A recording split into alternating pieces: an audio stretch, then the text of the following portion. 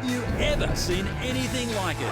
Don't have a shot for goal in the left. Cam Rainer's got it. It was rough and it was messy. Encara Messi, encara Messi, encara Messi, encara Messi, encara Messi, gol, gol, gol, gol, gol. And it was a game of two halves after the Lions went into the main break, determined to keep their composure. We can't have anyone freak out there, okay? Gotta keep our composure. Because when all looked lost, Henry snaps. Henry goes. the Lions responded with a roar to book their spot in this week's grand final, which is where they'll face this mob, the Swannies, who made light work of Ken's men, snapping an 8-game losing streak against Port. Superstar ruckman Brodie Grundy will join us live as he returns to the big time. It's a bumper handball as Norm Smith medalist Bobby Hill faces off against Frio's BNF Caleb Sarong. We'll remember some classic prelims in Lordo's deep dive. Plus, Blue skipper Patrick Cripps drops by for a live chat ahead of one of the most highly anticipated night of nights. So roll out the red carpet for Damo, Kano, Lordo and Brownie on the wild, the wonderful, the all-powerful, the all-conquering Sunday Footy Show. Yes, a very good morning and welcome to our penultimate show for season 2024. That man's second life, in case you're wondering, to save you from Googling. Yes, wherever you might be watching us, what an unbelievable weekend of football we've had leading into the weekend of football. So let's get straight into it now as we're joined by, well, a man that put together one of the functions of all functions through the week, the AFL Media Awards. I know that's the one you're all talking about. Damien Barrett. Hello, TJ. Hello, everyone. And we can add the Geelong-Brisbane Lions match last night, can't we, to the epic prelim finals AFL style. Absolutely, which, of course, will be one of Lordo's deep dives. Before we meet the rest of the panel, we are working on a special third guest for the handball. This is unprecedented, I think. So we're going to have a third handballer on the handball, I think, and also just rolling out the red carpet now for Patrick Cripps. I mentioned the AFL Media Awards for one reason, because this man here, Kane Corns, scooped the pool with no less than 3 awards, including the Gold Logie of AFL Media, the Alf Brown Award. Thank you, TJ. Thank you. Well, a bit belated, but anyway. You didn't take us on the night, mate. Oh, thank everyone in the not the Sunday Footy Show. Thank the Sunday Footy Show. We've made you, but I mentioned in Nando's column today 100 times, and this guy on the end sooks it up because I personally didn't kiss your feet and thank you. So to all of you, thank you, Damo, Lordo, Brownie, and TJ. Well, I couldn't have done it without you. Well, you should have said it on the night. We're the only platform that's given you something to show that you have something of a personality. Something of a humour. At the end, I said how good the Sunday Footy Show has been. As I was leaving. I was serious, and it's been great for me. So thank you. Genuinely, congratulations. Thank you. Too. I appreciate all your messages. Lovely message from you. Lovely message from you. Lovely message from you. Not so lovely message from you. I sent you a message. No, you sooked it up like you wouldn't believe. Anyway, there's been a lot of talk about this mixtape. Oh. This Nathan Brown mixtape. Yeah. I don't know. Speaking of working on things, yeah. I think we may have found a copy. Oh, no way. I think we for today or not? So, sorry, just to put this into perspective, this is the reel that he's put together to send out to Channel 7 or Fox in a bid to become relevant. Yes. When are you going to go with this? Well, it has come across my desk. I've had to legal it, and apparently we found a copy. So they're working hard upstairs, but we may be reviewing. Hopefully this works for you. The actual mixtape. I'm not entirely sure it's worked for you, Nathan, but anyway. Matthew Lloyd's always here. TJ, great to be here. I've got Carl in my sights, Carl Stefanovic, in what caught my eye. So I hope Carl's watching. Yes, he's in the gun today. And but this time of year, I love it. The drama around, Callum Mills. Do you play him? Don't you? Yeah. Do you take fit players in? Don't you? It's brilliant. And even like Sydney seem fresher. Brisbane have match hardened. So who does that suit? So it's going to be a great week. I didn't go to the AFL Awards the other night, but I heard it was the best run event in history. It goes very quickly. Well done for winning. Damo's been there for the last 5 years. It's been going for, what, 60 or 70 years? 51 years, Brad. 51 years. And it came across my desk from an email from 3AW that there was 1 year that it didn't go ahead. And people who were going received an email on the morning that it was being cancelled that morning. So I'm trying to get to the bottom of who was the head of that at that point, but I'm not really sure who that was that would cancel it on the morning. But well, it wasn't cancelled on the morning. What happened? Oh, I can't remember. It was Jared Waitley's fault, actually, I think. Did you receive an email the morning of the set was that it was cancelled. When was that, TJ? That Oh, don't worry about it. 14 years ago? Mate, we were going through very hard economic times, and I can't recall what happened, but Jared and I had to make the tough decision. No, I didn't. No, we didn't count. Don't be an idiot, mate. We managed to do 2 events during COVID. I was about to say. No, hang on. They were illegal events. We had to make a very tough decision. I want to get into the football, but we had to make a very tough decision. And the biggest shock actually came the following year when I realised I wasn't president anymore, and Caroline Wilson had sort of staged a bloody coup, and I was outski. So thanks for bringing that up, Nathan, but it's not funny. Anyway, let's take a look at the results so far from these preliminary finals, because these did go ahead. Sydney were just so well organised. They picked Port Adelaide apart with their ball movement. We'll get into that shortly, but they are so set up to win another premiership under John Longmire. And this is as good a game as you're going to see, as Damo said off the top. What an epic final it was. So many twists and turns. Brisbane come from 25 points down to win, and that's how the road to next Saturday looks like, Brownie. Certainly does. Sydney up against the Brisbane Lions. They're anticipating the highest record viewership on TV next week. And obviously, Channel 9, we don't have it, but, I mean, that is going to be fantastic. Where are you going with this, mate? I've got no idea. Someone said it to me yesterday. That mixed up. I'm just going with it. Who knows where he'll be next year? Yeah, well, it might not be here. But, mate, you got to... Should have put that on the mixtape. Stop pumping up Channel 7. They don't want you. They don't want you. I have not. But for the last time, I have not contacted Channel 7. I am happy for you to ask Chris Jones. I did last night. I saw him last night. Has not happened, TJ. That's because it was Fox. Yeah. That's because it was Fox, wasn't it? No, it's not. So I said, mate, you're like one of those. You just like you want to be one of the cool guys, you know, but you're just like a little rat around the perimeters. Include me. All right, let's take a look at the footy. And MCG last night. This was a great match to be at. It really was. This just Lions go through, and this was the last little bit. I don't think they could have won it anyway with 30 seconds to go. But Reece, you got to kick them. We have seen teams do that. A little bit of selfishness at times from this Brisbane forward group.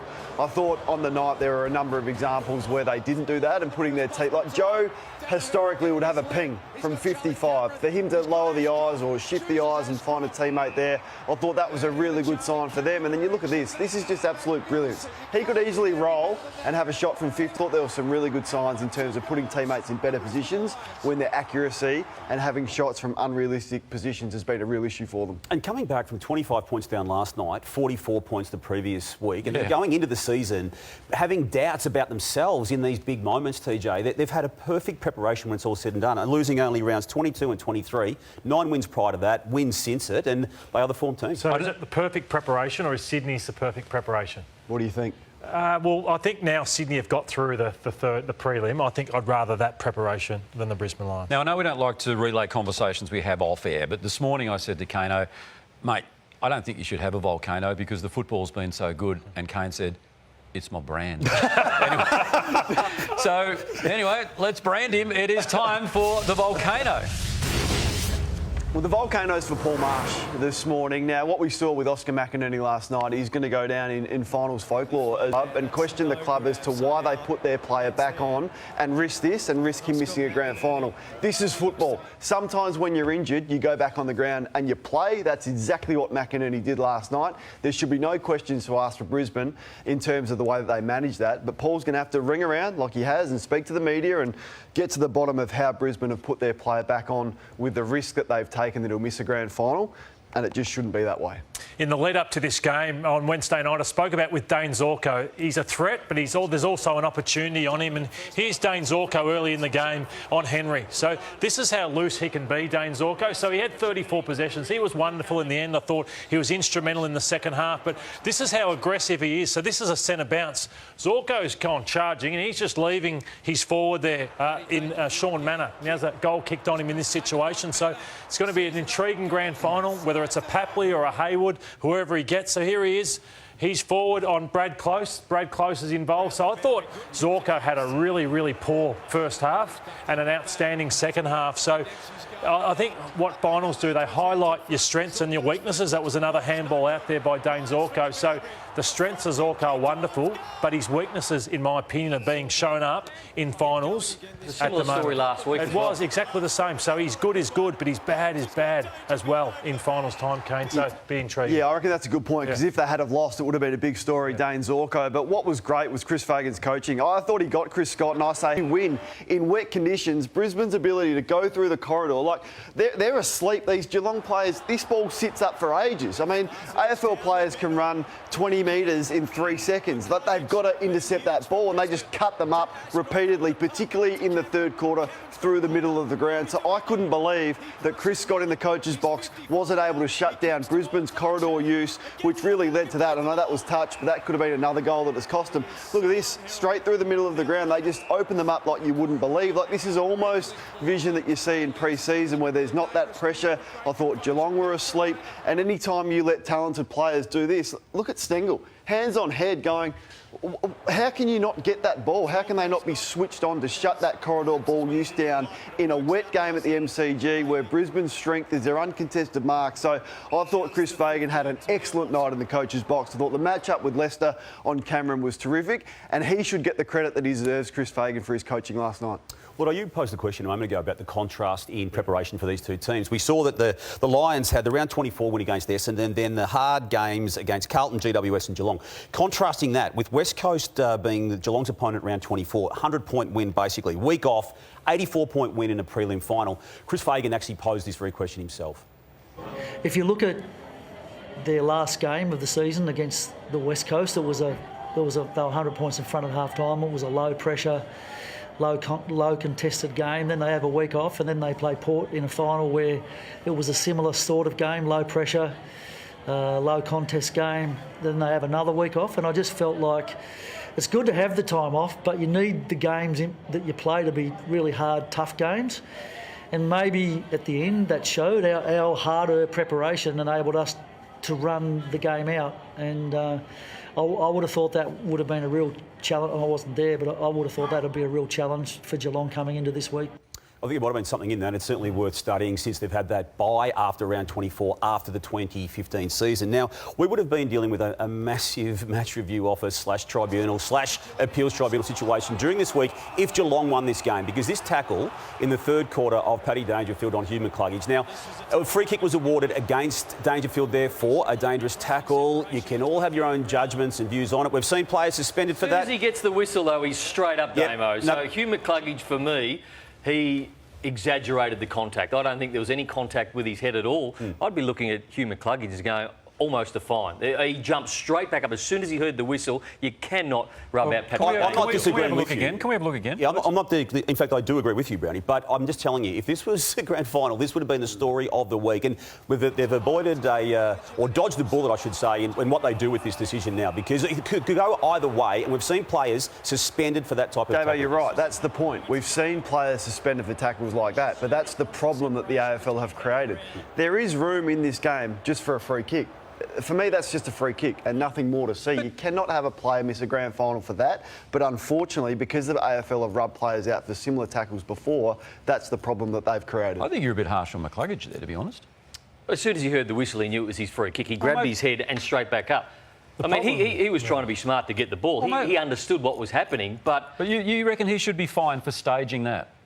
Were you telling me, did that hurt him? Did that hit him in the head? He held his hands above his head, and then as soon as the whistle, he got straight up. He should be fined. Well, players have got to stop doing that. Players have got to stop playing for free kicks in tackles. That is dangerous for other players. Lordo, did McCluggage stage that? Sometimes you can just have a reaction where he does hit his head. So the other argument in that is, doesn't mean if he gets concussed there, he's gone for 3 weeks. So still, that would have been looked at heavily. I still think Dangerfield could go, despite that McCluggage has got up and played on. Do you think he'd go if Geelong had won the game and were through to a grand final? No, probably not. No, probably not. A couple of years ago, Max Holmes was the hard luck story of Geelong. He was, and he was going to be again. And I wonder if this cost them the game. Because should they have just made the hard call on Max Holmes, and because I reckon for 20 minutes they were short a player. Yeah. That's you see the time on the clock. It had been going on for some time. They came back on late in the third quarter and started the last quarter, and then the decision was made. His run was the only thing hurting Brisbane through the midfield too. But I just think that if you could see in his face, and he was shaking his head. He'd do a run through and he'd put his arms out and go, "I don't think I'm right." I think Mitch Duncan should have been on earlier. In that moment, though, I can fully understand what they were dealing with for him and them as a club. But not about him. It's not about him. Well, I feel it is in that moment. He missed the grand final win in 2022 because of a hamstring in a preliminary final. final. But now the whole team's missing a grand final. I can understand why they're trying to wade through all that, though. Yeah, I think you get him off and go, let's just see what happens during the week, but they have to do it on what the team needs. This is the problem with the sub, isn't it, Lordo? Yeah. Which you've been critical of. You've got 5 on the bench, you just get him off. You assess him, get the player on. You're not worrying about, well, if we sub him out, we can't put him back on there. This is why the sub rule is a joke and will change, you would think, at the end of the year. The Sydney Swans on Friday night got preliminary final weekend underway, and they themselves are marching straight into... This was terrific. This is what they do prior to the match. They just walk from their headquarters, just maybe a security guard here and there, and just not a care in the world. They've got such a relaxed atmosphere, and we'll ask Brodie Grundy when we catch up with him later, but I've got no doubt that relaxed atmosphere adds to the approach that they take onto the field. I agree, TJ. And on the field, the turnover game of Sydney is elite. They punish you like no other. And look at the number that happened on the weekend. So it was 12 goals, 476 to 3,624. So 9 goals from turnover. So 1 minute Bergman has the footy. Watch how quickly they get you on the transition. It is unbelievable to watch. I was there Friday night watching it in person. I was just blown away by what they do. So this is the danger that they can be behind. A bit like Brisbane, though. Brisbane are elite in this regard too, but I don't think they're as good as the Sydney Swans. So the ball gets kicked in. It's a shallow entry by Port Adelaide, and within 15 seconds, the ball is straight back down the other end and scoring. So Port Adelaide were out of their depth. So Travis Boak had a rough night, but normally a team might be able to be protected behind the ball, but the Sydney Swans out one way, in the other. So they were able to stop Hawthorn's game and stopping them getting to the open side, not the Sydney Swans. Out of their depth here, Port Adelaide. So again, 1 minute's the half-back flank, the next minute it's in the goal square. So this is why I think the Swans will win this grand final. Damo. Logan McDonald, TJ, late in the game. It's precautionary, we believe. Particular moment. He actually takes the kick at goal after taking that mark. But they had a fresh player on the bench. They were able to activate the sub, and there's no great danger there. But the heartache that is always attached to grand final teams when it comes to injury and availability, TJ, it now spins off into the Callum Mills situation and also Taylor Adams. Post-match, you can just see the emotions here. Now, Callum Mills is going to give himself every single chance to play in the grand final. Brownie, actually was an injured player in the 2016 grand finals, his first season of footy. He took a hamstring problem into that game and wasn't at his best. Now, Taylor Adams, as we know, the problem of him missing for Collingwood last year and actually seeking a new home at the Sydney Swans after missing Collingwood's flag last year, he's a long way off, Lordo. The focus will be on Callum Mills. Yeah, I don't think Adams plays, no chance. But just on Mills, because if I'm John Longmire, I'd be thinking about, this is a guy who's had a pretty ordinary year. He's had an interrupted whole season. So this isn't a guy we're bringing in that's been in unbelievable form, like say a Heaney or a Warner or a Papley or a Gould. And this is a guy that's struggled most of the season. So I think you go Robbie Fox over him. And the memories are fresh from 2022 because they took Sam Reid into that same grand final where they got belted by Geelong with injured players. Sam Reid hardly took place.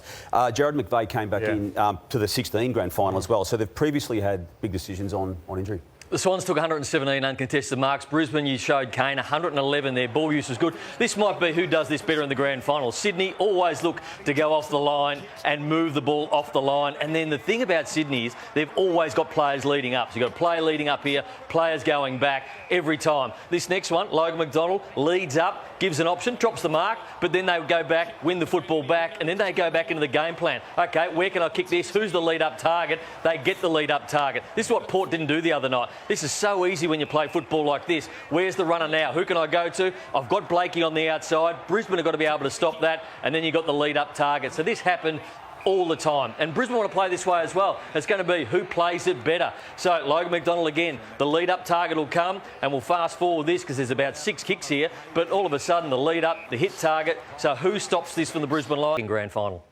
Absolutely it is. TJ, I want to ask you, Kane, what does Port Adelaide do, 1 with Travis Boak and 2 with Dixon?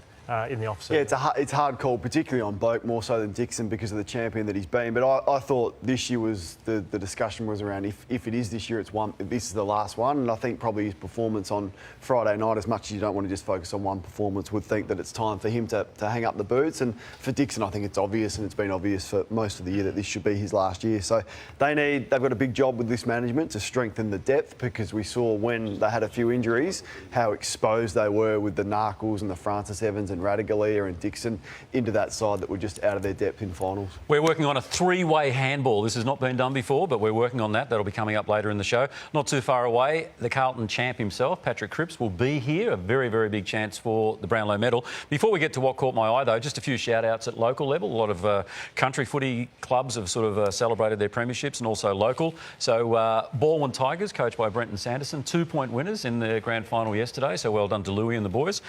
Ethan and the team there at Heidelberg under-19s, well done to you. Wombat and the boys at Canterbury Cobras, they're also celebrating a grand final. And now old mate Mickey McGuan. Oh, he's unbelievable, Mick. So it's his 5th flag. I grew up in the Essendon District League. That's where Mickey McGuan coaches, and Keilor are just a powerhouse because of Mickey McGuan's. His 5th premiership at Keilor. And 8 all up, yeah, plus, amazing. of course, Collingwood. Stevie J plays today. Yeah, so Yarrawonga versus Wangaratta Rovers. So good luck to Stevie J and the Pigeons, and of course for the Wang Rovers as well. All right, if you want to shout out about your premiership success, let us know and we'll give you a little bit of a shout out. Right now, though, it's time to shout at each other because it's time for What Caught My Eye, and it's the king of comedy, Damo, to kick us off. We're working with divas on this show all too regularly. We've long known that TJ's got a certain list of demands of certain people around him, and Stu Ackley was required there for a period of time to be the professional wheeler of TJ, just to move him from one side of Peter Hitchener to the other side. And he didn't even thank him after this, and that's a favourite piece of footage of us. Well, now, it must be. We've played it 100 times. Yeah, we've now got a new entrant to the Diva Stakes, and it's our man Lordo, who last week made his way to the plasma. Demanded floor manager Paulie Bell, hey, I need my right shoe cleaned, a little spit and polish, please. I just need my right shoe cleaned. Didn't say thank you. Didn't say thank you again. What are we dealing with? Thank you, Paulie. I'll say thank you. Come on, Lordo. What's that? Nah, my pants were tucked into my shoes, so he was just looking over me. You couldn't bend down and do I it? hadn't seen it, so thanks, Paulie, for spotting. Thanks. So, I'm going to go through a few clips. There's a lot of on-field angst with players. So, Nick Maxwell was big with Heath Shaw, so they used to argue a lot. So, this always happens on the field when the play's not really going on. So, Maxie and Heath Shaw there. Maxie's had a few other goes. So, here's Maxie again. This is with Fasolo. Actually, hits him here for Solo. So, this sort of thing happens on the field. My man Richo gave it to D-Rod. D-Rod, and then Rich, how disappointed he was. And then this one a great one where, come on, Satan. But never, ever have I seen a player give a spray, then go back into the game and then give a spray as he's running towards the football like Tom Papley did the other night. So let's have a look at Tom Papley. Wants the ball, doesn't get the ball, then goes back and gives another one. So we could slow that down as well. So he gives the spray and then goes back and then gives another one.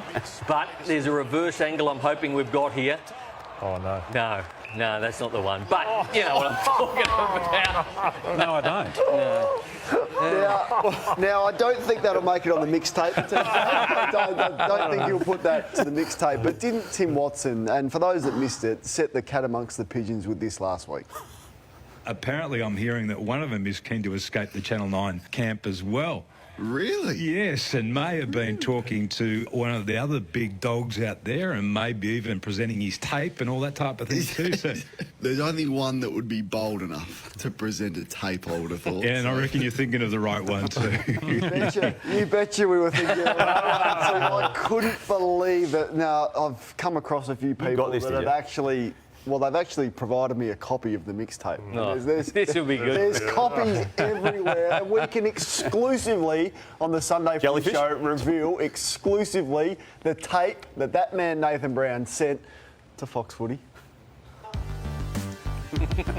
Here it is.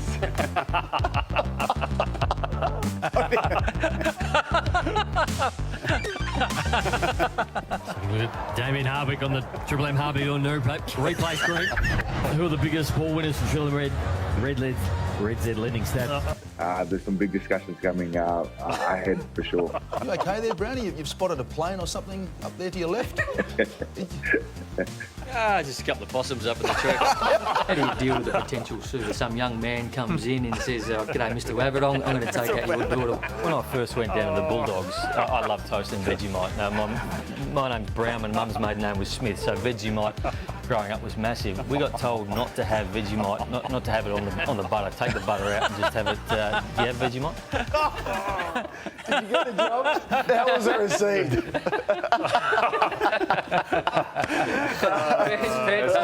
Still scarred. No mixtape. No mixtape. Anyway, so you didn't get the job. There was no job. There was no mixtape. That's what they told you. Hey, let's stay with you, shall we? All right, because it wasn't that long ago that you had the audacity to actually harpoon our Prime Minister for daring to suggest that he's a Hawthorn fan. This was a couple of weeks ago. Whoa. What's this? This is our inserter alert. Well, Because I feel like the Prime Minister, this was for the good of himself, going into the Hawthorn rooms, and this sickens me. Anthony Albanese, he's had a look at the polls, and he's thought Damo's man, Peter Dutton, is closing and he's in front, there's a gap. He feels like, I need to look like a common man. I'm going to go into the Hawthorn rooms, give it up, Albo, no one's buying it. Scathing criticism, which was picked up by mainstream media, sickens me. AFL great. Slams Anthony Albanese over one act. OK, apparently the great was Nathan Brown there. So would you like to apologise to the Prime Minister? I was just in jest, Tony. Take it for what it is. A little bit like mediocre. We take it for what it is. How do you think he feels? And how do you think your employers feel? One iota what I think of him. Really? Well, let's ask the Prime Minister. To Nathan Brown, I say, mate, if you chose this year, when you're from Sydney, to not say you're a Swans supporter, when they've been the favourites for the flag all year, when Hawks began with 5 straight losses, then that'd be a pretty dumb thing to do. I've joined the Swans as part of Save Our Swans when they were in trouble, but I've always stayed loyal to the Hawks because you can't change teams. So no bandwagon?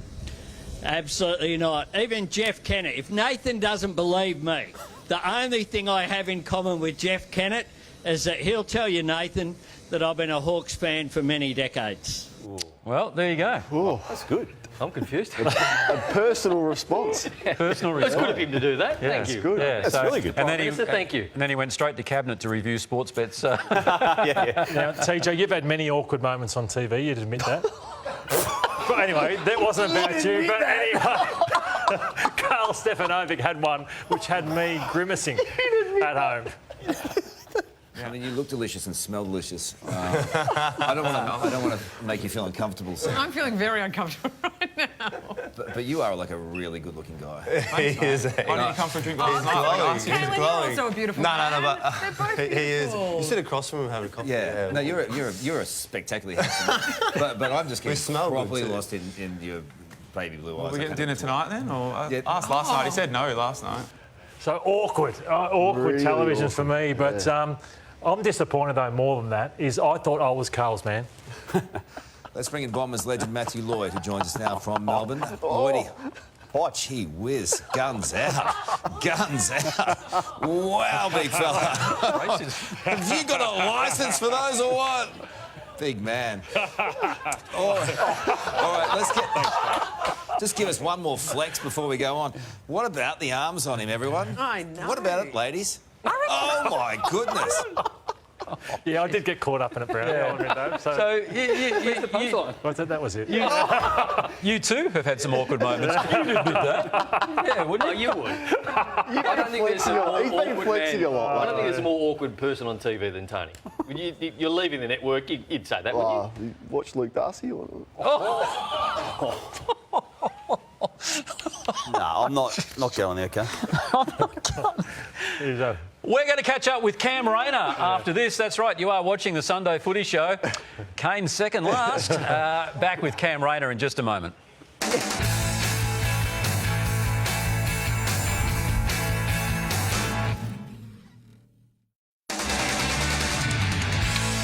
Welcome back. You are watching the Sunday Footy Show as we prepare now for grand final week. It all kicks off, of course, tomorrow night with the Brownlow medal. But this is the way the Brisbane Lions got there, with a very, very hard-fought, pulsating 10-point win over the Geelong Football Club in front of more than 93,000 fans at the MCG. And joining us via link now from Brisbane, a man that has had very, very little sleep, I might add, is Cam Rayner. G'day, Cam. G'day, fellas. How we going? Well, take us through the timetable post-midnight. Well, what time did you get the plane to go back home? What time did you land? And what time did you actually get to sleep? Yeah, it's just straight away after the game. I think we had about an hour in the change rooms, got on the bus, straight to the airport, straight in the plane, and touchdown at about 1 o'clock. And obviously fiddling around a few things and probably got to sleep at about 2, but still feeling pretty good, pretty happy, and excited for the week to come.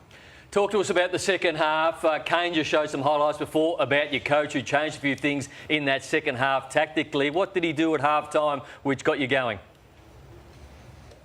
Yeah, I think that's probably one of Fags' his best strengths. He's built the ability now to adapt, and we know what he wants, and we helped him out as well. And just changing the ball movement against Geelong, they're so good at getting their numbers behind the ball, so just trying to open the ground up and use the whole of the MCG. And I felt like we really started to get our ball movement through the middle, which troubled them, and obviously it got us over the line in the end. Cam, just on Chris Fagan, I've heard a lot of players speak about this, at mid-season when you weren't travelling well. Chris spoke about the stats and the numbers, how well you were travelling. It seems like it's coming in so many players' interviews of what that did for you and the confidence of the team.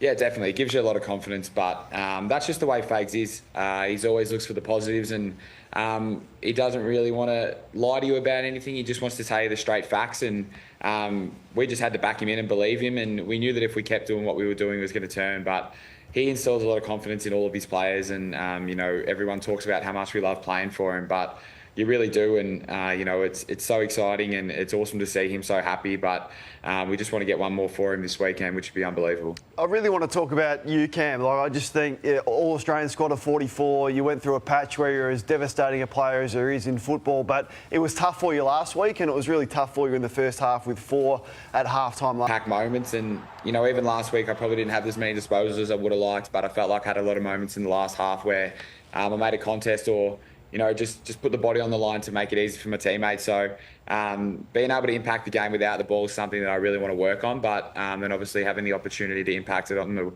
yesterday, with the ball was something I was really happy with. And it's probably come down to the ability to be able to run out games now, which I probably wouldn't be able to used to do. So to be able to have impact later in the game is what I've been working on. Cam, the jubilation of the comeback, the excitement of the win, it was tempered somewhat though, wasn't it, with the news and the revelation that Oscar McInerney will not be part of the next week's grand final. How are you going with it? How's he going with it? What has been said to him? And how's Darcy Fort going to go? Are you throwing in a little pick-up line for me to say Darcy's playing next week, eh? trying to get that out of you as confirmation. But, it's too good for you, Dave. Leave that part of it. But how shattering is it, mate? I mean, obviously you've been on this journey together as a group, and he's been a key member of it. And then he won't want to show anyone that he's in a bit of pain or is feeling uncomfortable, but we'll do a great job of rallying around him. We love him, and we'll make sure that we go out this weekend and try and get the result for him as well. Hey, Cam, can I just ask you, just before we let you go, much is going to be made about the heritage of both of these grand final teams, South Melbourne and Fitzroy. And I love the fact that you guys, when you run out training, you've got the tops on with Fitzroy emblazoned across them. You're very conscious of that heritage and staying true to that Fitzroy heritage, aren't you? Yeah, definitely. It's a major part of our history as a footy club, and every time we come down to Victoria and spend time in Melbourne, we try to get out to Fitzroy for our family days and spend time with the fans down in Melbourne. And I guess when we're going through that rough patch as a club, we didn't get many games in Melbourne, so to be able now for the last couple of years, be able to come down here and play finals and share the enjoyment with our fans, and they were unbelievable yesterday. It sounded like the whole MCG was full of Lions supporters, and I can bank on them being again there next week. We've got such a great support crew in Brisbane and in Fitzroy, and hopefully they can all come together this weekend and we can celebrate with them. Fantastic. Bring it on. It's going to be a magnificent grand final. You're down on Wednesday, the team, so a couple of days to just get the feel of Melbourne and soak up that Fitzroy heritage. So, mate, it's been great to catch up with you, and we appreciate the fact you've only had a few hours sleep, but we do have some prizes for you as a result of our thank yous. Absolutely, we do, TJ. So, Cam, you're off to Gumbaya World, where water slides, thrill rides and wildlife collide. Unlimited access with a family pass to the team and the Quackers at Gumbaya World. One pair of mini J-Buds thanks to J-Lab. They're true wireless and pack over 5 hours of playtime. You can see them there. Clutching code, best dressed on the golf course with a quarter zip top and plants from Clutch and Co. I'll get that out because I was thinking about Be Close, because we're going to kit you out in Cat Star, Brad Close's clothing brand. Be Close, your swing, your style. The box of tour chrome golf balls thanks to Callaway. And let's go to the Travis Matthews because there's another 2 hats for you and the playing group thanks to Travis Matthews. True Linkswear, you can see the shoes there. They're so good that you want to wear them everywhere. Check it out, truelinkswear.com.au. The bar fridge right there, custom design your own bar fridge. The Aquillas, which we all wear, premium quality since 1958. Cookie Box, Melbourne's finest artisan cookie shop. Treat yourself to a special delivery thanks to Cookie Box. And when you're in Melbourne on Wednesday, go down to Platform 28 because it's the best pub in Docklands. Tell them Lordo sent you. A pair of Rick's eyewear that inspires confidence. rickseyewear.com.au and elevate your wardrobe with the latest street style from St. Goliath. Terrific stuff. Cam, thanks for joining us. We'll see you down here in a few days. Thanks very much, guys. Awesome. Looking forward to it. Good on you, mate. Cam Rayner joining us there. The quiz is next. What's your theme? Brownlow Medal, Monday night. OK. You going? No. We'll take a break.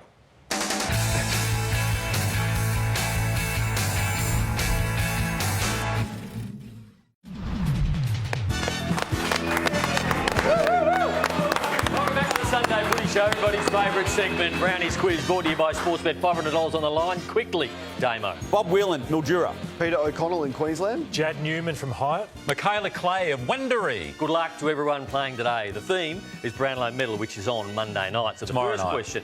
Think back to the inception of the AFL in 1990. Which Brownlow winner became the first in the AFL era to go on and win the flag? Oh, I was going to say Shane O'Reilly, but... Gavin Wanganeen. Gavin Wanganeen is correct. Kane off to a flyer. Well done. Question 2. Which player has the most 3-vote games of all time? Lloyd! Robert Harvey. Incorrect. Oh. Kane was next. Gary Ablett Jr. Gary Ablett Jr. is right. Off to a flyer. Who organised their own Brownlow after party? Lloyd! Kane's mate. Luke Darcy. Luke Darcy is right. I think we've got some vision of the after party. Things starting hot up there a bit, Brad? Yeah, they certainly are, Stephen. I can guarantee you that.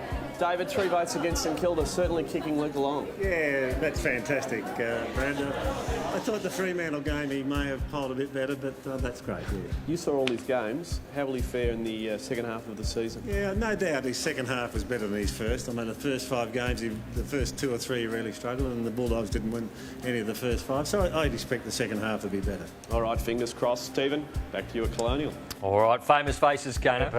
Jimmy Steins. Jimmy Steins. There he is. You can get a run on Lauder. You ready? 30 seconds starting now. Who is the only member of the Footy on 9 team to win a Brownlow medal? Jimmy Bartell. Correct. Name any player that has won 3 Brownlows. You just mentioned. Oh. Bobby Skilton. Correct. Who is Brisbane's all-time leader in Brownlow votes? Is it Simon Black? Correct. Wow. How many best on grounds did Dustin Martin have in his 2017 season? Oh, say 9. Incorrect, 11. Who was the last Sydney player to win a Brownlow? Goods. Who is the last Brownlow? Correct. Who is the last Brownlow medalist that won a grand final in the same year? Dustin Martin. Yeah. So -1 there. Well done, Lordo. Very good, Lordo. Very, very good. Okay. 2 players. This is a Sportsbet Sunday stat. 2 players share the record for the most votes with the 3-2-1 era. Who shares the record? Ollie Wines. And You only need to name one of the players. Ollie Wines is correct. The other one is Dustin Martin, both on 36 votes. OK, last year, which line kicked 7 goals in a game but didn't get the 3 votes? Joe Danaher? Incorrect. Hipwood. Incorrect. It was Charlie Cameron. Famous faces. Which Brownlow medalist did Tony Jones confuse with Dom Sheed? Lloyd! Dom Sheed. Oh, yeah, that was... Thanks, John. What try? What try? Chris Judd. Chris Judd is right. You want to show the vision? mate, yes. Yes, this is great vision. This is unbelievable. Oh. Juddy. Is that Judd? Dom Sheed. Where's Oh, Dom Sheed is. I thought that was Juddy. -3, TJ. Did you think that was Judd? No, hang on. I thought that was Juddy. David No, hang on a minute. I was from a distance and I didn't have my glasses No on. worries, David. Yeah. All right. The votes aren't right there, by the way. I've answered like 4 correct. And Lordo had the run on. Yeah, Lordo did have the run on. Lordo's on at least 5. Yeah. Patrick Cripps, please. Paddy Cripps Down the bottom bottom left, +1. Tony. He will be joining us very shortly, live in the studio. In 2007, which North Melbourne player had 5 straight games with 3 votes? What try? Brent Harvey. Brent Harvey is correct. Famous faces. In 1997, who polled the most votes but missed out on the Brownlow due to What try? suspension? 97 was Chris Grant. Chris Grant is correct, Damo. You've got a pick of the board. Let's go with Danger in the middle, please, Brett. Danger in the middle. -1. That was dangerous. It was. Okay, which two players shared the 1996 Brownlow medal? Michael What Voss and Nathan Buckley. Incorrect. James Hurd and Michael Voss. That's right, Damo. Coming hard now. Hang on. Are the scores correct now, Kane? No, they're not. They're nowhere Which near. current player has the most total Brownlow medal votes? And he was on the board. Danger. Danger is correct, Lordo. That is a pick of the board. I'll go Robert Harvey. Halves up the top. -3 for Lordo. All right, who am I? 5 points. I come from Flagstaff in Adelaide. I'll say Mark Rashudo. Incorrect. Lockie Neal. Incorrect. I won a Brownlow, but never a best and fairest for 4 points. I proposed to my wife with a burger ring for 3 points. What crime? Adam Cooney. Adam Cooney is correct. And Damo, that is a big win on 6. Who are you playing for? Bob Whelan, Mildura in Victoria. And out of the 28 shows so far, 29 shows, Damo's won 16, so he's well ahead at the moment. How many's TJ won? He won 1.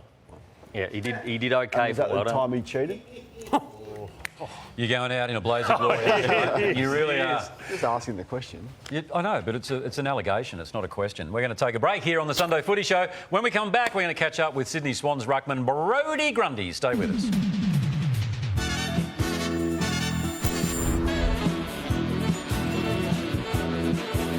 Sunday Footy Show is powered by Patty's Pies. Sink your teeth into it and celebrate something special. Back to you, Tony. Thanks very much, Hitch. I'm not entirely sure we're the best ambassadors when it comes to Paddy's Pies. I think you're pretty good. Oh, do you? Why? Well, you love it. You devour them. Yeah, well, so did he, of course, yeah. I tell you what we love, and that's the way the Sydney Swans go about their business, and we saw that at the SCG on Friday night. As we have a look at the scores here and the way they absolutely dismantled the Port Adelaide Football Club, there were just some great individual performances, but when it comes to the Sydney Swans, it's all about that team effort. Joining us now is one man who, well, in many ways pinching himself, Sydney Swan star Brodie Grundy. There he is, just fixing the collar, and mate, it's a massive week. Thanks for joining us on the Sunday Footy Show. Thank you for having me, guys. Anytime at all. Just before the guys, we talk about the game in general and the team in general, I want to talk about you in particular, because a lot of the narrative leading into this week will be about you, having sort of been at Collingwood, then Melbourne, then you found your feet at the Sydney Swans, and now you find yourself in a grand final. Just from a personal point of view, what does that mean? Yeah, well, I'm still pinching myself, to be honest.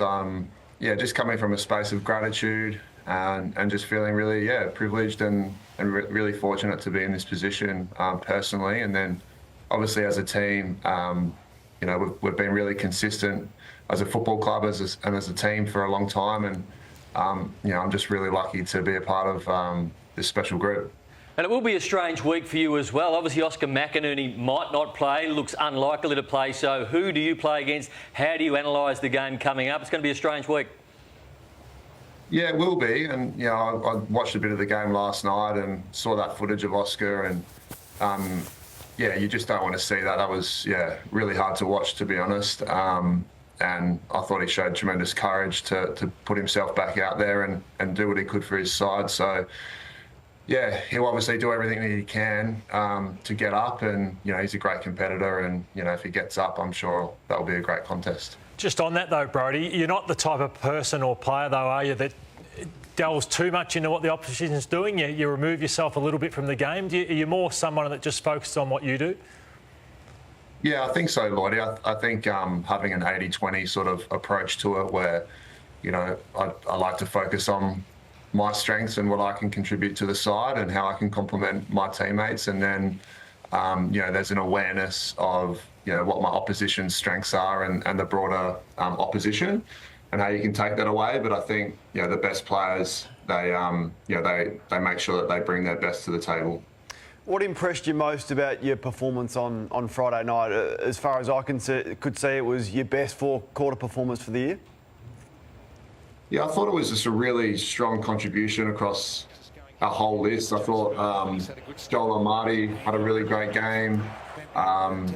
You would just see Juzzy back in, after a PCL. I thought he had a much more consistent 4 quarters. I just felt like it was a really, really strong performance across everyone. I thought everyone contributed, and that's what you need when you're playing in the finals.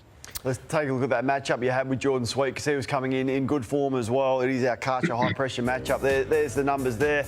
At your form individually, there was a moment against GWS where you spiked one forward and your team kicked a goal out of it, and Dean Cox, the vision went back to him. He was celebrating in the box. I'm interested in the influence that one of the greatest AFL ruckmen, Dean Cox, has had on your career. Yeah, to be honest, Kane, he's been instrumental. I mean, obviously Horse is, running the show, but, having Dean Cox do my preview and review, and, I felt really supported by him, and, talking about sort of that 80-20 approach, feeling just, so supported to play my game. And to be honest, I probably learnt the most that I ever have in my 12 years under Dean. So I'm being a sponge and learning as much as I can, because, as you said, he's duly up there as one of the all-time greats. So I'm really enjoying being under his tutelage. Right, there's always selection and injury heartache in a grand final team, and you've just touched on Oscar McInerney from the opposition, and you've got your own issues, haven't you, with what happens with Callum Mills and Taylor Adams. Do you have a line of sight on how that looks, particularly for Callum this week, when he tries to prove to the footy club that his hamstring is okay to take into the grand final? Yeah, I mean, it's terrible, isn't it, to be in that situation? But one thing that we know about Callum is, he'll give himself every chance to compete on the weekend, and we see that vision there of Tay and Millsy, and their support has just been, it's just been first class. And although both of them haven't been playing at times, I felt that the leadership that they've shown has been, it's transcended onto the field. So they've been huge in their own rights in terms of their leadership, and I'm sure both guys will be doing everything they can. Brodie, before we let you go, I know you've played with many wonderful players at both Collingwood, Melbourne and now the Sydney Swans, but where does Isaac Heaney sit in regards to the best players you've played with, and has he blown you away even now from an opposition player? And he's had this year, and just the way he's been able to will his side to victory, particularly in that qualifying final. I just think he leads from the front and puts the team on his back, and he's done that consistently this whole year. And we're looking forward to what he can produce for us next week. Hey, Brodie, just a quick one before we let you go. We were talking a little earlier in the program about just the relaxed nature of the SCG and how you guys just stroll along the footpath there. We're seeing some vision now, saying g'day to the fans, sometimes posing for selfies and all the rest of it. It's something that we wouldn't see, certainly at the MCG or most other places in Australia. Does it help having that relaxed approach? Is that part of your weaponry, do you reckon? Oh, no. Hang on, what? You inserted yourself into the vision. Well, I didn't know. Anyway, we'll let Brodie answer it, and then we'll deal with this after. Sorry about this, Brodie. Sorry, mate. No, it's been good. To be honest, you're right. First time I've seen it. Players walking straight up to the stadium, besides Ed Langdon riding his bike to the game. So it is. It's different, but we celebrate the difference here at the Swans, and we love our fans, and we love bringing them along the journey, and we definitely absorb their energy and their enthusiasm when we're playing at the SCG. And we're really looking forward to having the MCG now packed out in red and white. Yeah, fantastic. There'll be a few Lion supporters there as well. So good on you, mate. Thanks for that. And don't worry about these guys. They're about to have a crack at me for daring to shake some hands as you walk past. So, do you know who it was whose hands you were shaking? No, he's got no idea. McCartan. Okay. Yeah, and Papley. Oh, you're trying to be a complete idiot, Dave. I don't know. What, you don't think I know who Tom McCartan is? I was just wondering, TJ. Finish saying goodbye to Brodie. Brodie, thanks very much, mate. Appreciate your time. And excuse me, I just need to deal with these idiots. Good on you guys. Thanks for having me. All right, thanks very much, Tom. Brodie Grundy. All the time we have sound this test together. That is the most self-congratulatory thing I've ever seen. That is disgraceful. When Brodie was answering a question, I could hear him speaking to Jack, our producer, and he can mute himself. And he said, there it is, getting that vision. And you have sourced that vision mid-interview just so that you can put yourself in the frame. Amazing. That's a disgrace. Yeah. Oh, and what were you doing while I was out there in the field, right, just spreading some charm? What were you doing? What were you doing? You're in the field. What were you doing? I think we were arguing with him on our own station. Yeah, that's right. Yeah. Up in your little triple M box, just character assassinating. I don't think it's anything. TJ, you know I'm critical on liniment sniffers. Well, you're right at the top there. So let's get to the break. But I'm disappointed in you. I'm just disappointed. We're going to distance ourselves. Angry? Angry, disappointed. Yeah. It's one of those ones. It is one of those ones. All right, we're going to take a break on the Sunday Footy Show. More in just a moment.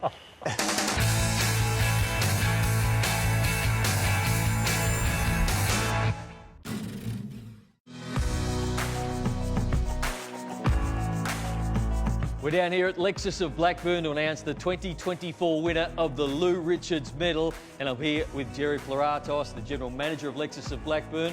Thanks for having so much support this season. Thanks, Nathan. Thanks for being here. Lexus of Blackburn are proud to be associated with the Lou Richards Medal. Louis was a fantastic media personality, but also a champion footballer. And speaking of champion footballers, the winner of the 2024 Lou Richards Medal is Patrick Cripps from the Carlton Footy Club. Congratulations, Patrick. Appreciate it, mate. Thanks, Cripper. Thanks, Brownie. Good man. Joe's got the keys there to your new car, Patrick. Thanks, Joe. There you go. Appreciate it, mate. Thank Congratulations, Cripper. A lot of great players have won this. Zach Butters won it last season. How did you see your season and the Blues overall? Yeah, thanks, mate. It's obviously a big honour to win this medal. It's yeah, look, I thought it was my most consistent year and probably the best year I've had personally, which is always nice when you go away and you work in your game over the off-season, you can produce. So it's always pleasing. And then from a team point of view, mate, it's as a leader, you always, the team stuff's what motivates you. And we've made some ground in some areas, but obviously to play in a final series is unreal, but we weren't able to impact them. So we've got a lot of work to do in the off-season, but yeah. For now, it's just sort of celebrating the year for what it was, and we'll turn our focus to next year when that comes. Enjoy the off-season, enjoy the Lexus, and we always enjoy the support of Lexus of Blackburn, the team down here. So thank you very much, and hopefully we can have you back next year and Cripper can win another one. Absolutely, sounds great. Thank you. Patrick has won a fully loaded Lexus LBX thanks to Lexus of Blackburn. The Lexus LBX is a compact, hybrid, sporty package without compromise, and you too at home can test drive the new LBX at Lexus of Blackburn. Could not think of a more worthy winner. Couldn't get dressed up for the occasion, maybe? Just step straight off the tennis court? Wasn't about me. Well, I tell you what, I couldn't take my eyes off what you were wearing, I've got to say. But as I said, not a more worthy winner can we think of to actually take home that wonderful motor vehicle from Lexus. And he joins us live in the studio now. Big round of applause for Carlton captain Patrick Cripps. Yes, guys. Paddy, well, it's great to have you here, and you touched on there, which is you've had an unbelievable record, and you have one, but you said it's your most consistent season. So if you take a look at some of your highlights, why do you think that was?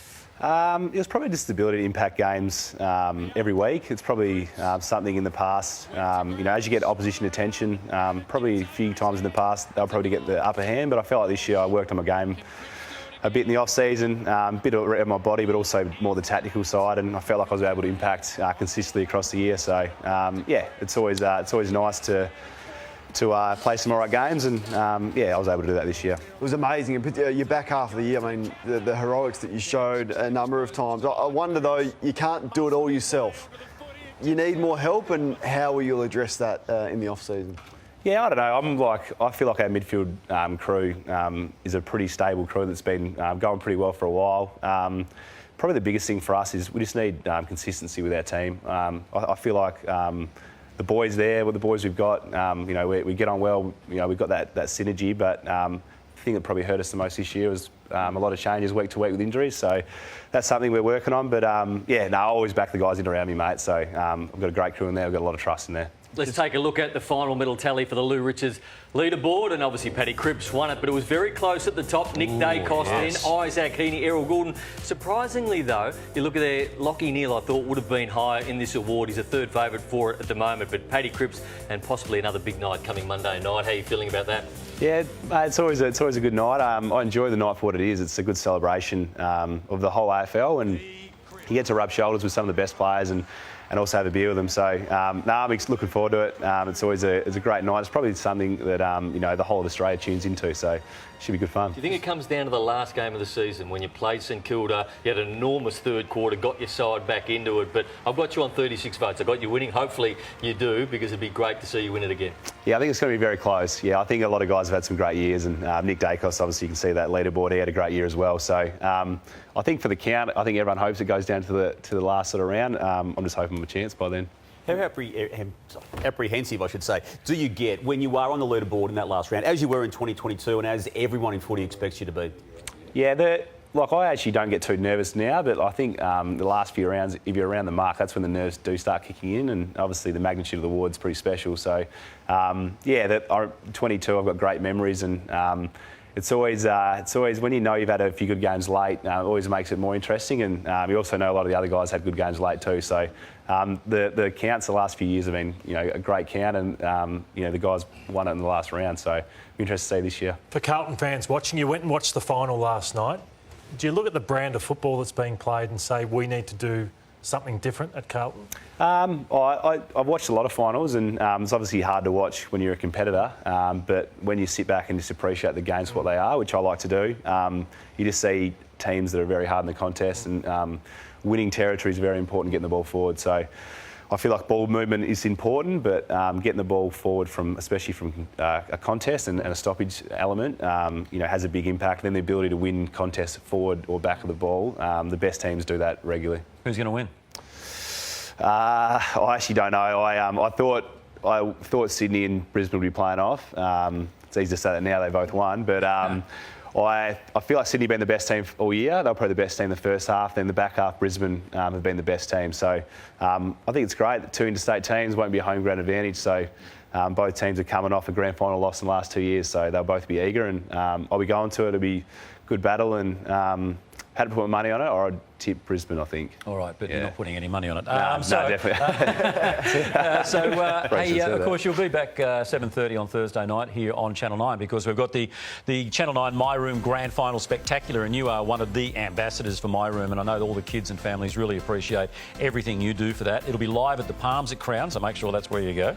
And, of course, it is all part of the biggest week in football. It's happening at Crown. You can enjoy the grand final across the big screens live at the pub, sports bar and Jackpot Bar. But Paddy Cripps will be joining us 7:30 Thursday night at the Palms at Crown for what's going to be a fantastic few hours of television hosted by Eddie Maguire. Now, stay with us for a few minutes, because you know how we sit here and we dissect, analyse and critique you blokes.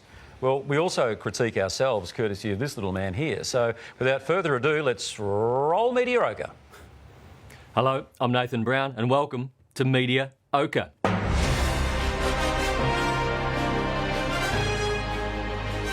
Gerard and Robbo are footy's ultimate odd couple, which was made more evident when providing their thoughts on the Ken Hinkley saga. The AFL's finding of Ken Hinkley was an utter joke, ridiculous. In the scheme of things, this is a firm tut-tut. Fox Footy's John O'Brien has been keeping a keen eye on US politics. Well, does Trump trust tactics in finals, Gaz? Start again. The key to success can be quite simple, according to SEN's Tim Watson. You don't have one plan. You go from plan A. If that doesn't work, you go to plan B. If that doesn't work, you go to plan C. And if that doesn't work, you go to plan D. That's not as obvious as this keen observation. He has popped his shoulder, Oscar McInerney. Hodgie, that just feels like a significant moment in this game. There's nowhere to hide in this caper. When you make a mistake, you've just got to own it. Tigers by 12 points. Maddie Shevlin joins us on the boundary. Maddie, how challenging are the conditions out there tonight? Almost Maddie Shevlin. I know we get mixed up a lot. I'm actually Ada Sheeran, but we're the sisters, so... A little person in my ear probably gave me the wrong information. We will blame them. And those with 30 years' experience make the same mistakes. Good on you guys. Thanks for having me. All right, thanks very much, Tom. Brody Grundy. Joe Montagna made a bold prediction earlier this year that, as he predicted, we're now happy to revisit. Look, we've all had to leave out some good teams out of the top 8. You haven't left them out of the 8. This is the team I might get egg on my face, absolutely. Wow. Out of the 8? Out of the 8. I've got them just out of the 8, Hutto. And this is the one that could backfire on me, and it might get used against me later in the year. There's so many ways to consume your footy these days. You can watch it on the telly, listen to on the radio, or as Derm suggests, you can even tune out. If I was to say, keep the camera rolling, let's look at the footage until the ball goes inside forward 25, and then we go to a black screen. We don't know what happens thereafter. I'd say Port Adelaide are right in this. I'm Nathan Brown, and that's Media OK. Well, there it is, taking no prisoners, even one of your own. And Patrick, I apologise you had to sit through that for the last 3 minutes. That's all right. I don't mind a bit of banter. So it's, Take it for good. what it is. Exactly. All right, mate. Again, thanks very much for coming in, and we'll see you Thursday night. No worries. Thanks, everyone. All right, Cheers. terrific stuff. The Carlton captain there in Patrick Cripps. We'll take a break. Lordo's Deep Dive is coming up next.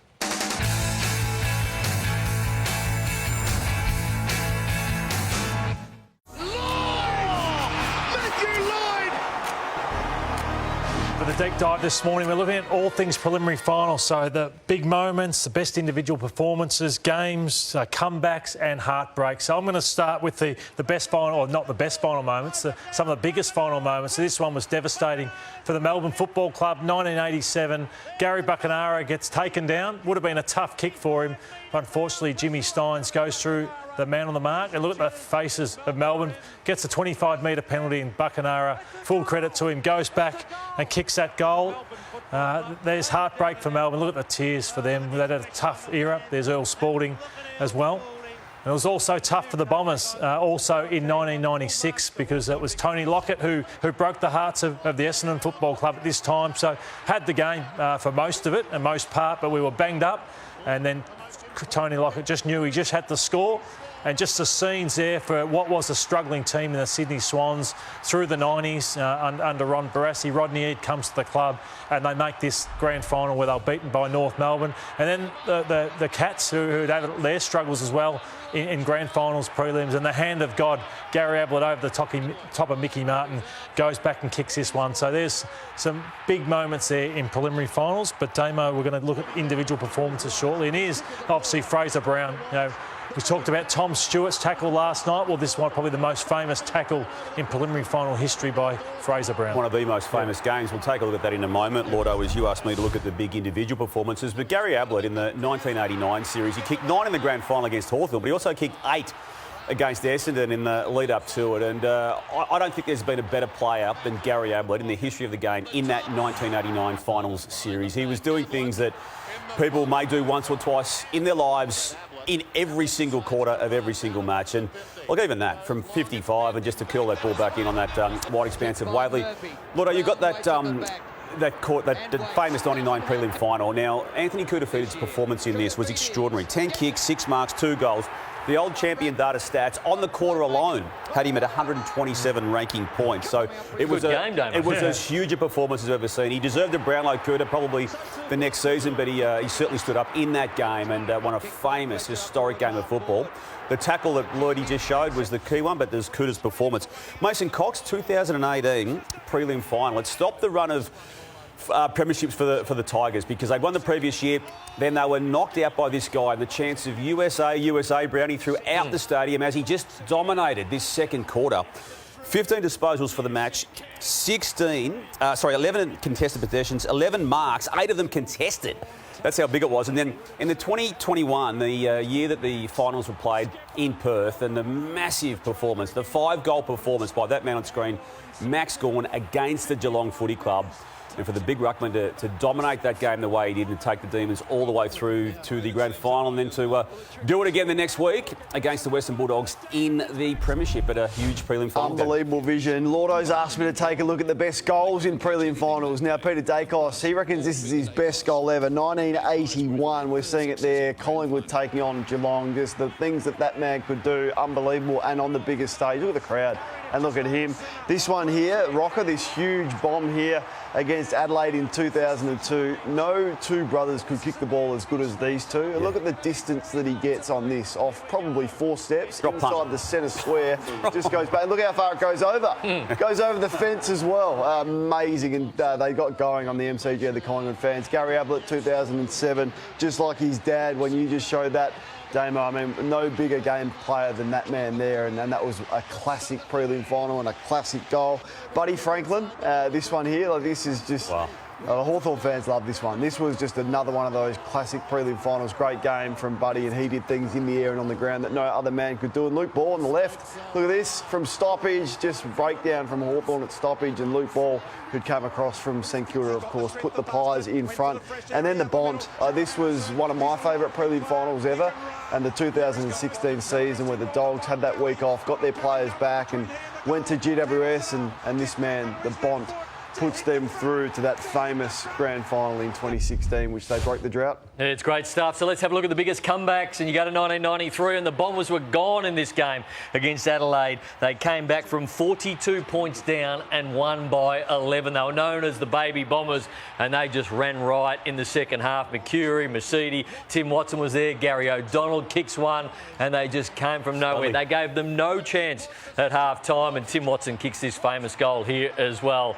And that goes through, so 42 points. And then you look at this one, Adelaide, 28 points down. I played in this game in 1997. That is a goal to put us well up and into the grand final, but it wasn't paid. And then all of a sudden, it was the Darren Jarman show. He kicked 4 in the last quarter, and he was unstoppable. I mean, this was an amazing bit of play by Darren Jarman, who put them into the grand final, then backed it up in the grand final. But he was just unstoppable in the last 12 minutes. 22 points up still with 9 minutes to go, and then he did this, and he was a very, very good player who just didn't miss on this occasion, did it again the next week. And then the Hawks trailing in 2013 by 20 points at three-quarter time. There's Rowan Smith. So this is 20 points, three-quarter time against the Cats, and they got the job done again. Burgoyne was enormous in this last quarter. Have a look at him there. Laid the big tackle, then they go back and kick another goal. Bradley Hill, he'll be on the show later in the handball. And then Burgoyne, was he a big game player? So 20 points down, and they got the Cats done. What about the heartbreaks of preliminary finals there, or semi-final? The heartbreaks of preliminary finals, or in this case, semi-final. That's Neville Crowe of Richmond for hitting John Nichols. He was essentially and subsequently rubbed out. That is now known as the Phantom Punch. He was desperately unlucky there. Peter Schwab in 1989 for striking Andrew Manning. And unfortunately for Peter Schwab, he was absolutely devastated when he left VFL headquarters there, and he would miss that epic grand final of the following week between Hawthorn and Geelong. Jason McCartney now with GWS. In 1999, he was done for striking Clark Keating, and of course he would sit on the sidelines there as North Melbourne would go on to grand final greatness. We take our attention now to 2002, 2003. This was Cloke and Rocker. Rocker was suspended for whacking Brendan Lade. Cloke for striking Tyson Edwards there, and of course David Cloke, the imposing frame of there to support his son, but it wasn't to be. So preliminary final heartbreak for all of those gentlemen there. But as I say, some deserve it, I suppose, and some don't necessarily deserve it. Now, before we get to a break, that was a great deep dive, by the way, Lordo. Swish is connecting fans with the sport's biggest names, and you can order personalised video messages from the likes of Patrick Cripps, who was just here, Jack Ginnivan, and for the month of September, Swish is donating 10% of all sales to My Room's Children Cancer Charity, and we at the Sunday Footy Show are doing our bit as well, so check it out at heyswish.com, and all proceeds go straight to My Room. TJ, thanks TJ. I'm not sure if we do a deep dive next week, being the grand final show, so can I just thank Luke Jackson. He's the best in the business that I've ever worked with in this space, Luke Dogsy Jackson. So just want to say thank you for producing it and putting the vision together, which is remarkable again today. Yeah, absolutely. It's been one of these segments yet again. Certainly more popular than the quiz, for example. But yeah, it's been one of these segments. We'll take a break. Another award-winning segment coming up next.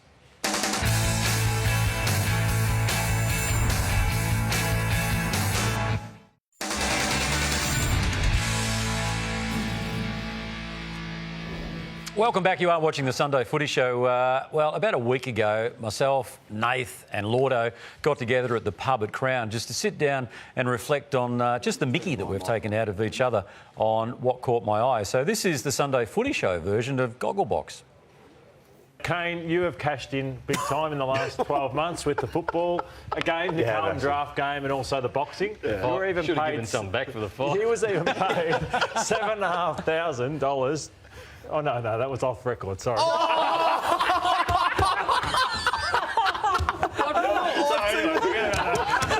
cut that bit out later on. No, that didn't happen in the end. Anyway, Anyway, we do. You can't tell each other anything off air. So, and in Kane's case, he did tell me that on the bottom of his shoes, he got a deal. They got good value out of that. Yeah, you can't help yourself. Last week on our Mother's Day edition, you were caught again when we had the Dilmah tea packs. Best tea I've ever tasted. Well, you've obviously tasted quite a bit of it because this was you after dark where you've actually wandered on over there and you've actually knocked off. You've come back when you thought it was Look at the circle. to grab the pack of Dilmah tea. So there you go. And you're running away with it. Now, that was on Mother's Day. Only hours later, you had the audacity to do this. Thank you. It's great to be here on Mother's Day. What did you buy your mum? Anything? I went down and got her some mugs yesterday, some tea mugs. In that pack were some tea mugs. Yeah. So, it might sound bad, but I actually did buy some mugs, and it's just a coincidence. Coincidence that we had the mugs. You stole them. No, I didn't. Coincidence. On reflection. All right, it's been several months. I stole the mugs. Okay. And I gave them to my mum. So no, I didn't steal the mugs. Stewie, your professional wheeler, got me a pack because I said I love those Dilmah mugs there. They look great. And the tea. And he put a little pack together. And when I did get home, I thought, gee, that'd be a nice gift for my mum. But you're not helping yourself. You've got to be hard-hitting, but you're not helping yourself with moments like this on morning radio. Hard-hitting morning radio on 3AW. Rob is also on the line. Hello, Rob. Hello, Rob. Can I? No, mate, it's already turned off. Hello. Hello. Hi, how are you? What's your name? My name is Amy. Amy, how old are you, Amy? I'm 11 years old. Okay, and what would you like to talk about? I like reading books. Mm-hmm. Yeah, so most nights I don't stop reading. I just read until I get tired. Yeah, it's a good way to nod off to sleep, isn't it? Pardon? It's a good way to go to sleep, by reading and then you get tired. Pardon? I was just saying it's a good way to go to sleep. I'm sorry, I can't hear you. I say it's a good way to go to sleep.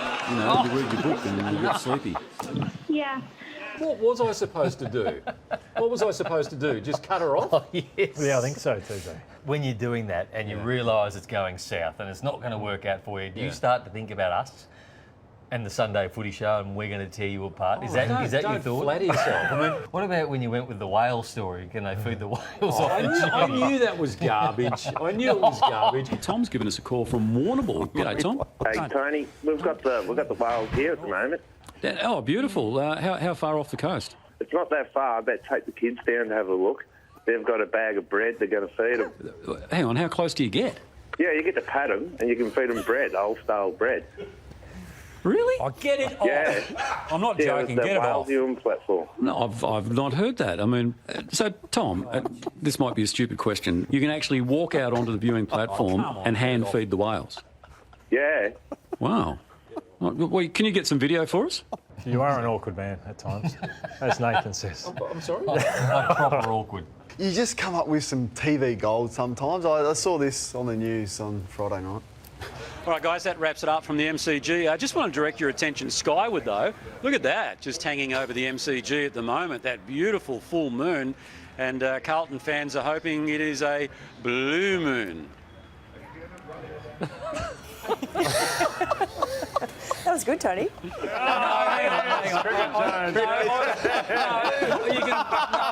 Hang on. No, you can see the text messages from Alicia Loxley. They said their microphones weren't turned up. I'm not sure they're with you. You reckon? Yeah. Well, Alicia and Tom, I just don't think they found it funny, or they just felt had no place in the news, and I just got to wear that one. I'm starting to feel like watching all this that I'm a bit awkward. Hey, that wraps it up because we've had, I think, an okay time sitting here in the sports bar at Crown reflecting on the season that was 2024 and a little bit of lunacy on our part, a little bit of ribbing, and as we've said, you have to have a pretty bloody thick skin, don't you, to sort of be on the Sunday Footy Show. So if you're an applicant to replace Kane, then send your application in and we'll give it due consideration. But the number one ticket is a thick skin. Yeah, sorry, yeah, that was beautiful. Yeah. That all flowed well. A thick skin. A thick skin. All right, I was meant to know that, was I? Oh, yeah, thick head. Awkward man.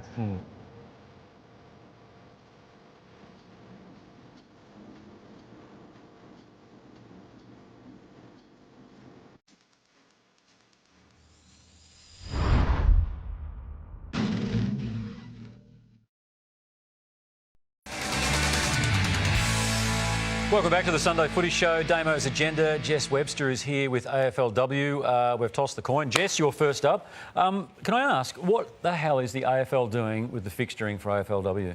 Well, it's certainly a question that the North Melbourne coach Darren Crocker is asking of the AFL at the moment. So midweek footy kicked off in the AFLW on Tuesday night, and on Friday night, North Melbourne were scheduled to play Port Adelaide at the Western Bulldogs home ground of Whitten Oval, and unfortunately a season low crowd of less than 1,000 people showed up, and this is what Darren Crocker had to say post-game. You probably should be asking the AFL that one, but a Friday night game, at 5 o'clock at Whitten Oval, when it could be our home game, sometimes scheduled over the weekend at Arden Street, at potentially a time that's more conducive to getting crowds there. Like we regularly pack out Arden Street, given the right fixturing with times. So that's an AFL question about fixturing us out at Whitten Oval at 5 o'clock on a Friday night. So some pretty strong words there from Darren Crocker, and I think fair comments as well. I think North Melbourne are arguably one of the AFLW's biggest selling points at the moment. They're undefeated. They have some of the best players in the competition playing great footy, and I just don't think that scheduling and that fixture gave them the best opportunity to shine. This is part of the frustrations with the AFLW in that we want to reach some metrics to expand the competition, but some of the fixturing just doesn't really help us achieve that. And just Daisy Pearce is flying at the moment. West Coast Eagles beat Collingwood Thursday night. Now again this afternoon they take on Brisbane. Yeah, the Daisy Pearce effect is in full swing at the moment. So West Coast Eagles broke 2 records on Tuesday night in their win against Collingwood. In the 5 seasons they've been in the competition, they've never won more than 2 games in a season, and they've never won back-to-back games, and that was achieved on Tuesday night. So Daisy Pearce called it a business trip, came over and played 2 games in Melbourne last week, and they got the job done, and they're flying 3-1. It's good to see. Absolutely, and of course more matches today. Damo's Agenda also tackles the prickly issue of fixturing, specifically the men's grand final. Yeah, well, the 5:15 p.m. start time last night, TJ, or yesterday evening, for the Geelong-Brisbane Lions prelim final, considered to be a trial time for a potential grand final start time in coming years. We know that the grand final next week will again be a daytime slot on the Saturday, 2:30 p.m. officially. But yeah, as I said, there's a talk and feeling amongst the clubs that this was indeed a potential, let's have a look, let's see how it worked. And I thought it worked an absolute treat. Roughly an 8 p.m. finish time, allowed people to do stuff during the day, still allowed them to go out on the night. And I feel that is what is going to be discussed in the off-season as to whether we make the step. OK, let's go around the panel. Yes or no? I'm a big yes for a night time. If not night time, 5:15 works. Jess? Love the twilight slot. Yep. Yeah, I agree. Yep. Yes. And yes from me. Twilight, I love it. And what they can do with the entertainment, of course, which is not the be-all and end-all. But this is the My Room Mitsubishi raffle, which is on now. It's your chance to win a Mitsubishi Outlander worth $45,000. Now, see that QR code? We all know how to use it, so use it there now. Or you can head to raffletix.com.au to enter. Tickets are $20 each, and every dollar goes to supporting sick kids and their families. It's a great cause, that's for sure, and a great car as well. We're going to take a break. You are watching the Sunday Footy Show. More after this.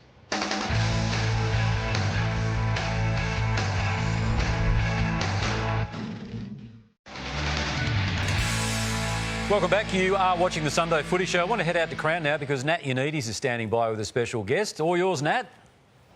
Well, it's all happening at Crown this footy finals, and we're here at the Atrium at Crown ahead of tomorrow night's Brownlow medal count. Now, this year will be the 100th year of the Brownlow medal, and here's a fun fact for you. 100 years ago, Geelong's Edward Cargy Greaves was the first ever winner of the award back in 1924. So there's a little bit of pub trivia for you this grand final week. Now, Adam Tomlinson from the D's has been good enough to join us in the lead-up. Adam, thanks for being here on a Sunday morning. First off, Want to get to some footy matters. You're out of contract. You're an unrestricted free agent. Can you give us a headline? Will you be at the D's next year? I've been playing footy for 13 years and I want to play footy for as long as possible. And, Melbourne's been such a great club to be a part of for the last 5 years, and I'd love to keep playing there. Christian Petrarca has made a lot of headlines over the last few weeks. He's not going to be at the best and fairest. He's going over to Austria. As a teammate, how does that sit with you? Oh, look, Christian's had a really tough, 6 months ever since he had the injury, and it's been really stressful for, his family and himself, and I don't think people can quite understand what he exactly went through. And so, as a teammate and as a friend of Christian's, I hope he is able to get away and get overseas and train the way he wants to with, no public eyes on him, and I really hope he comes back refreshed. Now we are at Crown ahead of the Brownlow. Have you got a tip for us? I'd love to see a ruckman win in Max Gawn. That'd be a great thing for the footy world. But, I think Marcus Bontempelli, he deserves a Brownlow. He's been playing terrific footy for a long time now, and I'd love to see him win. Now, the My Room Grand Final Spectacular is going to be on Thursday. It's an incredible celebration of footy, but it also raises very important funds for the fight against childhood cancer. You are an ambassador. Can you just talk us through how important that role is and what it means to you? Yeah, I've done a lot of work with different charities over the last 10 years, and My Room doesn't specify to anyone. It's sort of whoever is dealing with cancer or whatever they need. They have a really holistic approach to helping families and children out, and they don't specify against anyone or different types of cancer. And Thursday night's really important for us, and to be an ambassador and actually see some of the kids and the families, you get an insight into how hard it is and the troubles they go through. And when I walk into the room and see the little kids, they don't want to see a doctor, they don't want to see a nurse or a parent. They're just happy to see someone who's completely out of touch with what they're going through. So it's the small things that we can do, and Thursday night's really important. Yeah, it promises to be an amazing event. Thank you so much for joining us. That My Room Grand Final Spectacular is going to be on Thursday at the Palms. It's going to be live on Channel 9 from 7:30. Cannot wait for it. Good on you, Nat Unides there at Crown. All right, it is that time of the week when we roll the opener for Damo's Animal Facts. So, Joe, we saw Reece Stanley miss a goal late last night for Geelong against the Brisbane Lions, and then he grabbed his leg in quite an exaggerated way just to make us all think that he may have missed it because of his injury. Now, I'm calling this dog out because I think there's similar traits here. This dog has absolutely overreacted to that small knock it got on its right leg, and he's just gone to ground. A bit like Reece Stanley. Wasn't my fault. Sorry, Reece. Sorry, Reece. I needed a line. Have we missed anyone today? Have we missed anyone? I think we've covered just about everyone, haven't we? Now, Damo, you did say to me a little earlier, to Joe, I think you did. You said you did say that. Go to the break, I reckon, TJ. Yeah. Well, we've got some massive names coming up. You spat it, have you? We've had massive names on the show already. Yeah, that's right. Did you just impersonate him again? Well, he doesn't like he doesn't like when you do that. So you can character assassinate Reece Stanley, but I can't do you. All right, we're going to take a break. You're watching the Sunday Footy Show. I'm in trouble.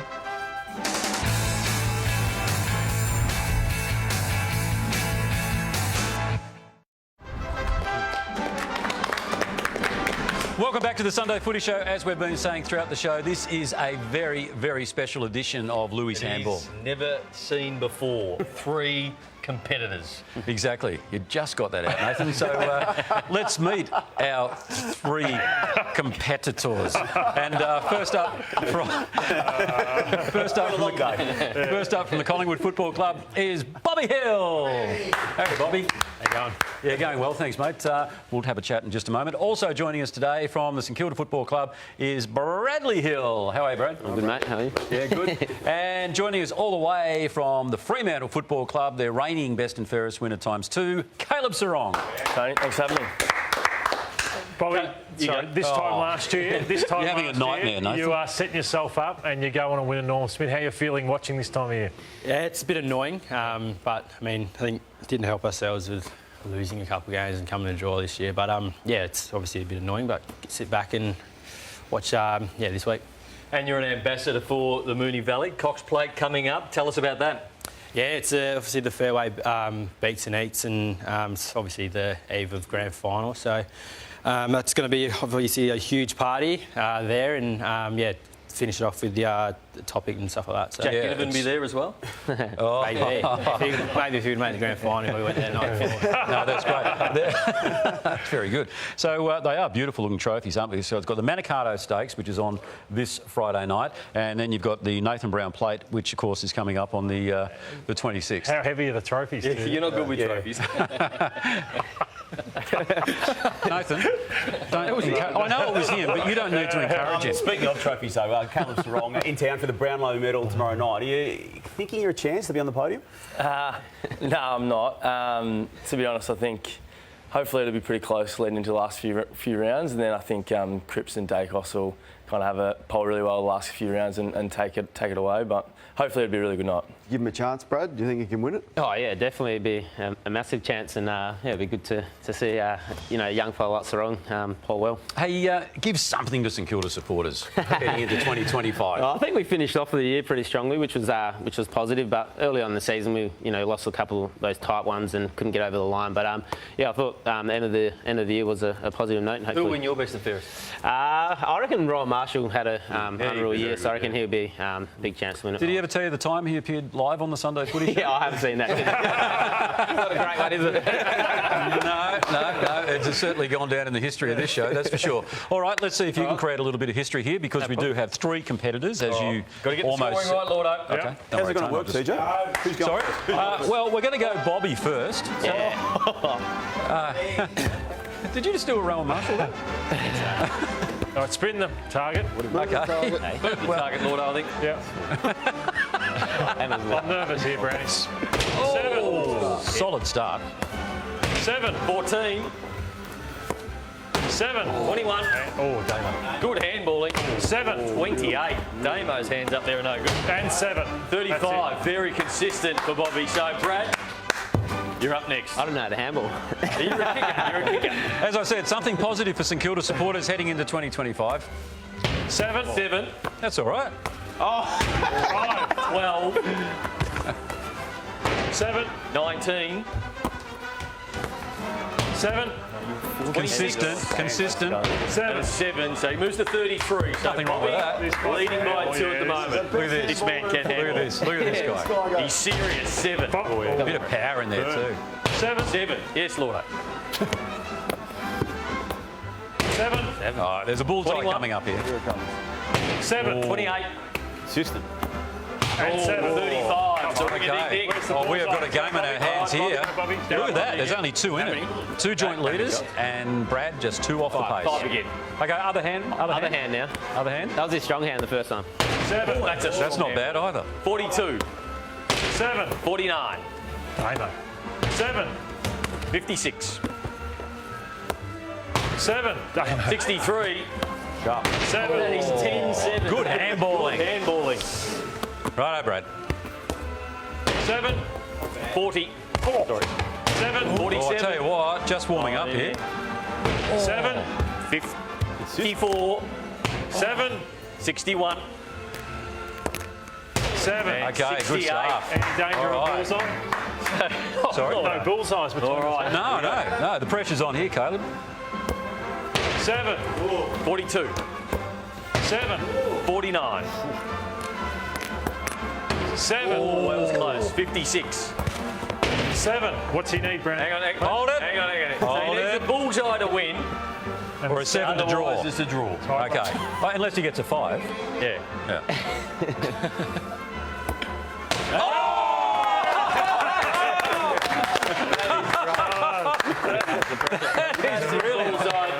That is unbelievable. Clutch. Well, there you go. There you go. That wraps it up for this edition of the Sunday Footy Show. But what a way to go out with a bullseye there. He's won the best and fairest. He's a good player. He might win the Brownlow. How about that? And What have you got him at? What have you got him at for the Brownlow? I've got him finishing 4th. Oh. Behind? Yeah. Behind Cripps, Dacos, Lockie Neal, and then very close behind 4th. Bontempelli? About 6th. Right, okay. You want to go through any others? What about Heaney? Where was he going to finish? He will finish in the top 5 as well. So there you go. Don't worry about the count. Brownie's good. Yeah. Yeah, there you go. And of course, gamble responsibly. All right, that does wrap it up for this edition of the Sunday Footy Show. You're off on a trip to Fiji? October, yep. Yep, good. Yeah. Any trips coming up? As you do. Right. Anyway. Nah, just Noosa. Okay, that'll do. That'll do. I think, a three-way tie there. All right, thanks for coming in, guys, and all the very best for season 2025 as you head into there. And we will see you next Sunday for the grand final edition of the Sunday Footy Show when we crown the premiers. So? He's tuned out. He's done. Don't worry about it. Goodbye. We'll see you next week. It's a weird question. Well, who